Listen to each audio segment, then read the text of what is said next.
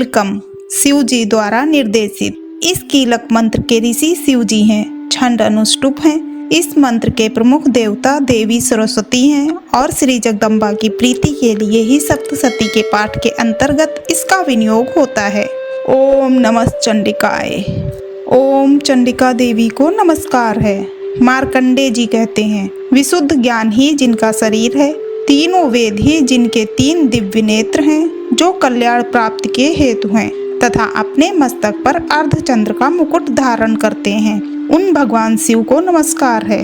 मंत्रों का जो अभिकीलक है, अर्थात मंत्रों की सिद्धि में विघ्न उपस्थित करने वाले साप रूपी कीलक का जो निवारण करने वाला है, उस सप्तशती स्रोत को संपूर्ण रूप से जानना चाहिए और जानकर उसकी उपासना करनी चाहिए। यद्यपि सप्तशती के अतिरिक्त अन्य मंत्रों के जप में भी जो निरंतर लगा रहता है, वह भी कल्याण का भागी होता है।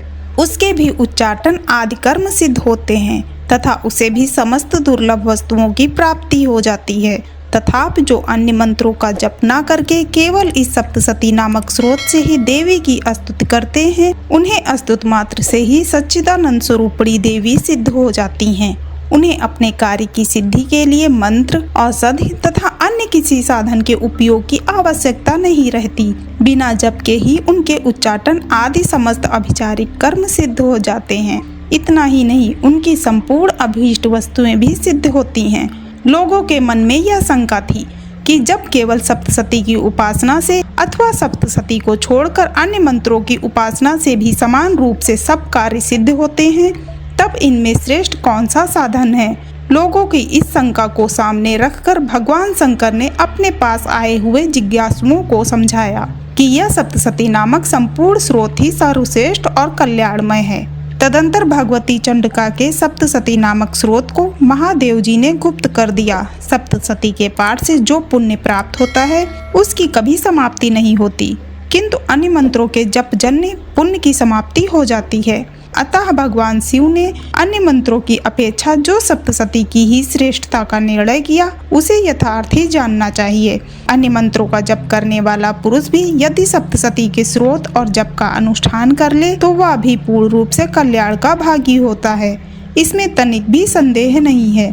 जो साधक कृष्ण पक्ष की चतुर्दशी अथवा अष्टमी को एकाग्रचित होकर भगवती की सेवा में अपना सर्वस्व समर्पित कर देता है और फिर उसे प्रसाद रूप से ग्रहण करता है, उसी पर भगवती प्रसन्न होती हैं, अन्यथा उनकी प्रसन्नता नहीं प्राप्त होती। इस प्रकार सिद्धि के प्रतिबंधक रूप कील के द्वारा महादेव जी ने इस स्रोत को कीलित कर रखा है। जो पूर्वोक्त रीति से निष्कीलन करके इस सप्तशती स्रोत का प्रतिदिन स्पष्ट उच्चारण पूर्वक पाठ करता है, वह मनुष्य सिद्ध हो जाता है, वही देवी का पार्षद होता है और वही गंधर्व भी होता है।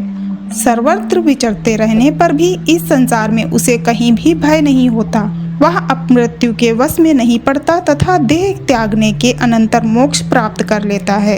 अतः कीलन को जानकर उसका परिहार करके ही सप्तशती का पाठ आरंभ करें। जो ऐसा नहीं करता उसका नाश हो जाता है। इसीलिए कीलक और निष्कीलन का ज्ञान प्राप्त करने पर ही यह स्रोत निर्दोष होता है और विद्वान पुरुष इस निर्दोष स्रोत का पाठ ही आरंभ करते हैं। स्त्रियों में जो कुछ भी सौभाग्य आदि दृष्टिगोचर होता है, वह सब देवी की प्रसाद का ही फल है। अतः इस कल्याणमय स्रोत का सदा जप करना चाहिए। इस स्रोत का मंद स्वर में पाठ करने पर स्वल्प फल की प्राप्ति होती है और उच्च स्वर से पाठ करने पर पूर्ण फल की सिद्धि होती है। अतः उच्च स्वर से ही इसका पाठ आरंभ करना चाहिए। जिनके प्रसाद से ऐश्वर्य, सौभाग्य, आरोग्य, संपत्ति, शत्रुनाश तथा परम मोक्ष की भी सिद्धि होती है, उन कल्याणमयी जगदम्बा की स्तुति मनुष्य क्यों नहीं करते। इत दैव्या कीलक स्रोतम संपूर्णम।